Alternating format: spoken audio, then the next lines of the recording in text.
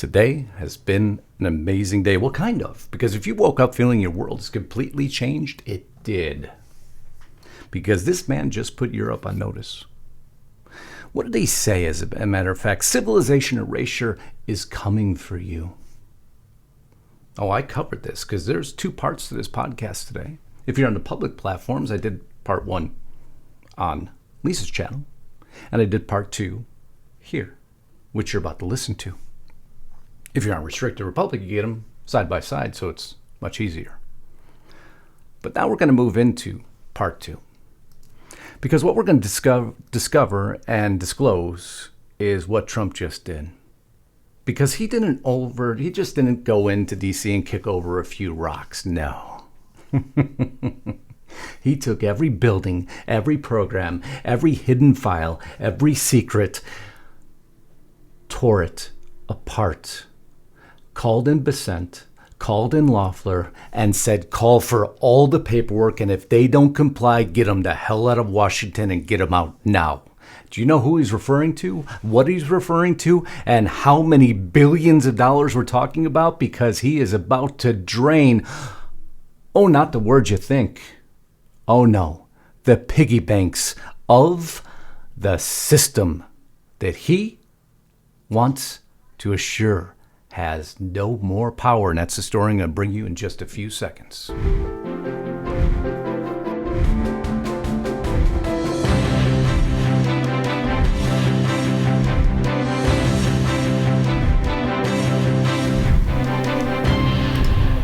Get up.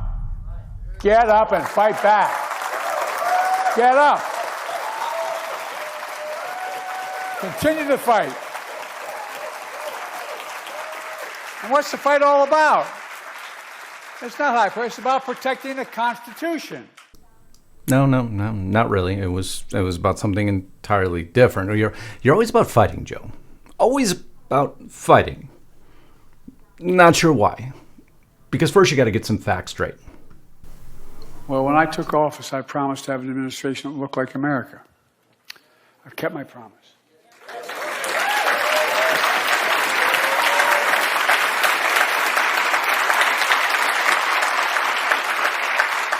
And not just for the community, my press secretary, Kareem. His press secretary, Kareem. Sorry. Gotta have a little fun in the news, folks. Come on. He said it. His words, not mine. But then again, he has trouble pronouncing a few things. Just have to get up. As long as we keep the faith, summon hope, and get back up and remember who in the hell we are. We're the United States of America. That's who we are. We're the U.S. Release all the files, ran to Florida real quick because she wanted and he wanted that grand jury testimony released. Remember I told you that happened? Because Trump's asked her multiple times to release that grand jury testimony, and multiple times, as a matter of fact, third and final time, the judge denied ever releasing it because, if those files weren't released, we can't really release the grand jury testimony because they could be conflicting. But once Trump goes ahead and says, go ahead, here's the Epstein File Transparency Act, I approve it, well, then suddenly Pam Bondi ran herself to Florida, and guess what just happened? Lo and behold, a federal judge has just unsealed the Epstein grand jury files in South Florida. Transcripts are now authorized to be made public, and let the show begin. Game, set, and match. Oh, we're about to find out. Things are about to get really damn interesting, isn't it? But things about to get interesting. Do you know that our Democrats really are confused about who they represent? That shouldn't be shocking to you. I have some sympathy for that. But people on a boat in the middle of the Caribbean carrying cocaine are not a direct threat to the lives of our service members or Americans. People carrying drugs to America are not a direct threat to the lives of the American people. Democratic Representative Adam Smith. That was his words, not mine. They might say, okay, I'm supportive of that, right? But what you need to do is you need to see two terrified men clinging to the wreckage of a ship. And these men are not, this is not Pablo Escobar out there on a boat. No, it was two men trying to get drugs back into a boat and turn over the capsized boat so that they could put drugs into another boat that they would bring to the shores of America and kill more American people. Again, who exactly do you represent? But, you know, your own party, once upon a time, had no issue with this going back to good old Joe. We think we should do more to stem the flow of drugs across our borders, and we think we should go one step further. Let's go after the drug lords where they live, with an international strike force. There must be no safe haven for these narco-terrorists, and they must know it. Oh, how times have changed, I guess, huh? What is old is not new again. But I guess times have changed. Former senior DEA official indicted for conspiring to provide material support to a foreign terrorist organization. Top Obama DEA official charged with laundering money for Mexican drug cartel. I don't know how that got staged on here. I do apologize. Moving on. Yesterday's story, done exclusively on Restricted Republic, was all about the story that you had asked me about, a little bit more background on this Minnesota saga. Can you shed any light on why the fraud got so out of control in Minnesota? I think what happened.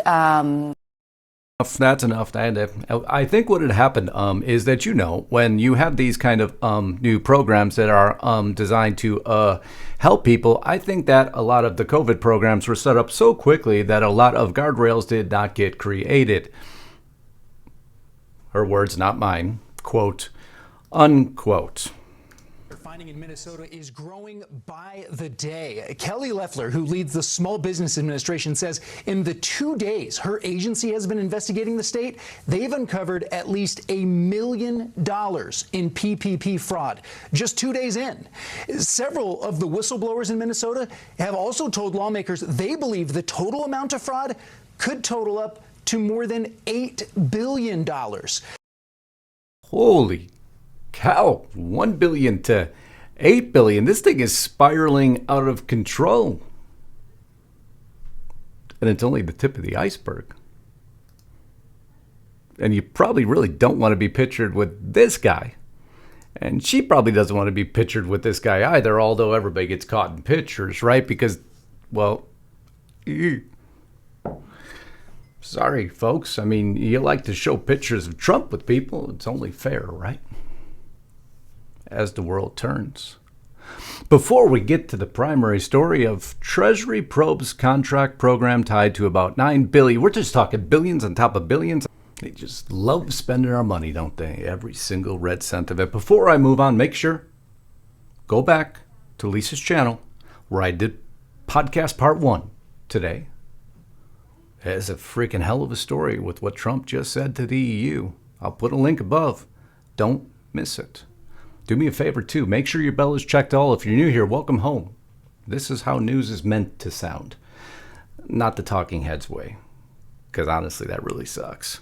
Now, we do it slightly different, like you would talk to somebody at a restaurant or a bar. It's just the way we talk. It's the way I prefer to do the news. And obviously, it's all resonating with you because this channel is exploding. Thank you for all your memberships. Thank you for all your support, your super thanks, your comments, your shares, whatever means you have, that makes a difference. And those of you who have joined our family at Restricted Republic, our news platform, thank you. That's why these lights and that camera stays on, because without it, everything would be dark.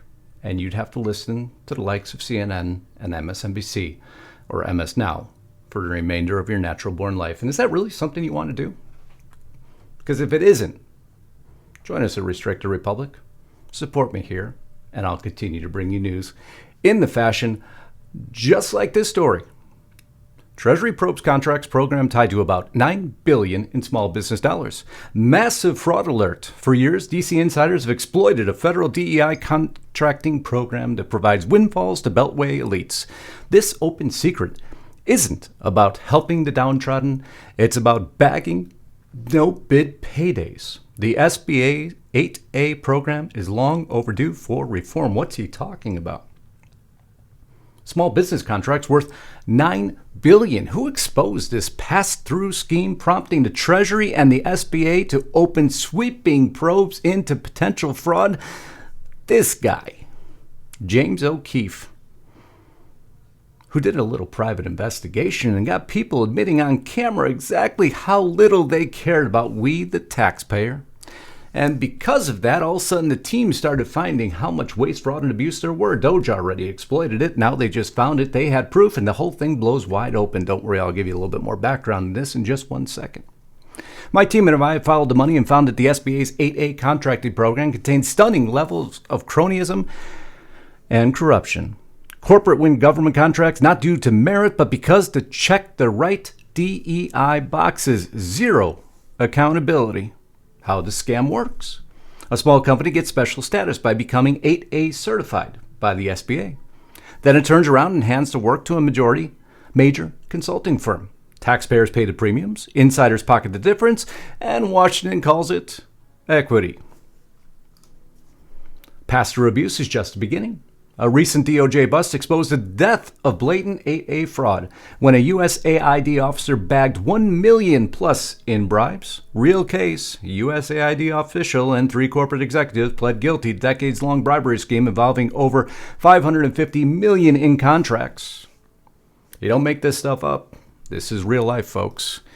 And what just happened is real life because the Treasury made an announcement. Because of this court ruling, a federal judge ruled the core of the system was illegal. Billions awarded based on race alone, with no evidence of specific discrimination. The ultimate ruling should have stopped it. Instead, officials quietly worked around it, aka the Biden administration, because the judge ruled it violated the Fifth Amendment. But that didn't stop the Biden administration. After the ruling, every company was supposed to prove they faced discrimination. Instead, staff walked firms through how to write victimhood essays. One firm submitted 12 drafts until it passed. The number of special status firms went up, not down, after the ruling. So what are we going to do about it, right? How are we going to get involved? How are we going to change it? Well, it appears the Treasury and President Trump are going to change it. Treasury orders department-wide investigation of potential fraud across contracting programs because President Trump has directed his administration to eliminate fraud and waste wherever it occurs. So you want me to give you a summation of all this because it's a little bit easier than this. Because President Trump started it all. He says, I'm done with this. And so he kicks over one of the biggest elite rocks that exist in D.C., and now they're all scrambling, the D.C. contractor class. The folks who treat taxpayer money like their own private Venmo account and are acting like someone just turned the lights on in a very crowded room of people who shouldn't be in that room. And they're all scrambling now. This is the 8A program, the crown jewel of Washington's socially disadvantaged contracting system. And I say disadvantaged with air quotes. So big that you could see them from Mars. Because as it turns out, the only people who were disadvantaged was you and I, the American taxpayer. No taxation without representation. Very key phrase. So here's how the news media hoped, and what they hoped you would never hear. The Small Business Administration has issued an order to every single 8A firm, 4,300 of them to be more specific, demanding they surrender this: general ledgers, bank statements, payroll files, subcontracting agreements, and other internal documents. By January 5th. Or get the hell out of Washington. Goodbye, no bid pipeline. Goodbye, federal perks. Goodbye, taxpayer-funded benefits. And your free buffet. You're out. Why the panic? Because the Trump administration has evidence, real evidence, that these firms became a massive pipeline for fraud, pass-through rackets, and widely overpriced contracts where the small business, on paper, wasn't doing the work, but was doing the cashing of checks. Hold on for a minute. Pete Schweizer, who I just showed you, the same one who blew open the Clinton cash empire, mind you, released a report detailing how the scam worked. I showed you that. Create a small business, slap a DEI-friendly label on it, secure a no-bid federal award, then quietly subcontract the work, the real work, to a massive consulting firm. It's the oldest trick in the Beltway book. You kind of get how that works? Small business, more like shell company with benefits. DC insiders have exploited this program for years, not to uplift disadvantaged communities, which is the sickest part of it, but to bag guaranteed federal jackpots. And here's the part you're not supposed to talk about it. Every single person in the DC contracting world knew it was happening. They bragged about it. They joked about it. And they caught it on camera. But one person broke the game. James O'Keefe. He went undercover and caught somebody bragging about it. $65 million of a $100 billion contract they kept, while subcontracting out the entire operation. And guess what happened? Multiple firms got suspended. Native American tribes who were used as paperwork props without exactly doing the work suddenly found themselves under federal scrutiny. It's almost like when you shine a bright light in a dark room, things start running. Now enters the SBA Administrator Kelly Loeffler, who said point blank that this program had turned into a pass-through vehicle for fraud. Her exact warning: minority targeted contracting was expanded under Biden administration from 5 to 15%. And the explosion in fraud followed right along with it. Translation: the bigger the quota, the bigger the scam. And the taxpayer always gets the bill. But under the Trump administration, the era of blank checks are over. The era of merit, actual competence, actual performance, actual value is back. Meritocracy is making a comeback. And the people who depend on the DEI loophole, they're losing their collective, ever-loving minds. The Treasury uncovered $9 billion in questionable small business contracting. Let me say that again. $9 billion. Gone into preference-based programs riddled with loopholes wide enough to drive a federal convoy through. Treasury officials call the fraud alarming. Translation: this is so bad we can't pretend anymore. So what's really happening? President Trump just walked into Washington's favorite DEI-protected revenue stream and said, turn over your books, all of them now, or get the hell out of Washington. And what happens? Well, DEI didn't create fairness. It created opportunities for insiders. It created unearned advantages. It created layers of favoritism masked as morality. And now, for the first time in decades, the federal government is ripping the mask off. This is the moment Washington feared: a return to standards, competition, accountability, and yes, making meritocracy great again. I hope that helped explain it. Something you probably didn't even know happened. But that's what we do here. We bring the real news, not the crappy soundbite news that everyone else provides you. I hope you appreciate it. I hope you love it. And if you do, blow up the comments for me. I love you all. Until next time, Godspeed and God bless. Justice Knight, signing out.